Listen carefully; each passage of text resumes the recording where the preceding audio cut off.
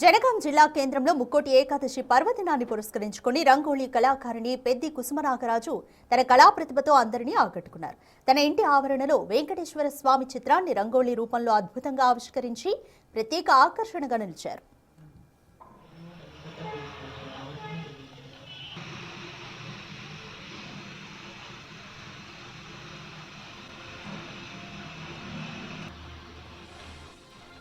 రంగుల సమన్వయంతో స్వామివారి ముఖ కాంతి, ఆభరణాలు, పుష్పాల అలంకరణను ఎంతో నైపుణ్యంతో తీర్చిదిద్దిన ఈ కళాఖండం భక్తులను మంత్రముగ్ధుల్ని చేసింది.